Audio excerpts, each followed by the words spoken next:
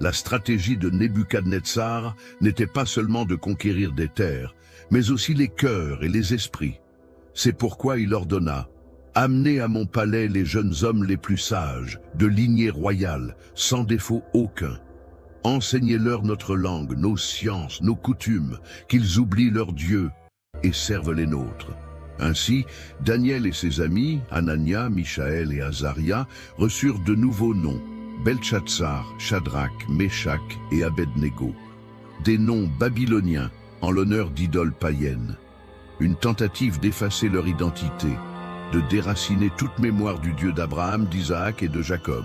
La formation était rigoureuse. Chaque jour, des maîtres chaldéens les instruisaient en astrologie, magie, lois et mythologies étrangères. On leur offrait les mets délicats du roi, viandes sacrifiées aux idoles, vin consacré à des dieux d'or et de pierre. C'était un banquet séduisant, mais dans le cœur de Daniel brûlait quelque chose de plus fort.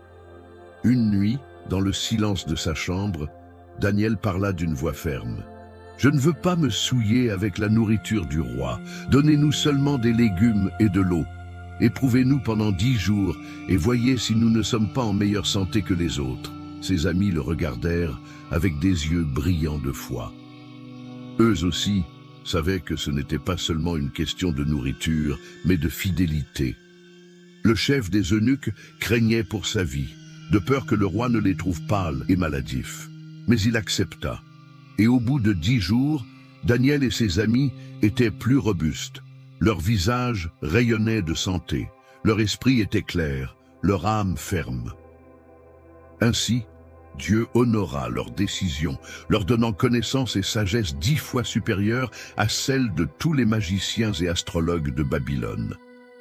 Les années passèrent, et Daniel se distingua à la cour. Bien qu'il portât des tuniques babyloniennes et parlât la langue chaldéenne, son cœur battait pour le Dieu d'Israël. Chaque jour, 3 fois par jour, il s'agenouillait tourné vers Jérusalem, se souvenant de la promesse qu'un jour son peuple reviendrait. Mais Babylone était une terre dangereuse pour la foi. Des statues d'or se dressaient à chaque coin de rue,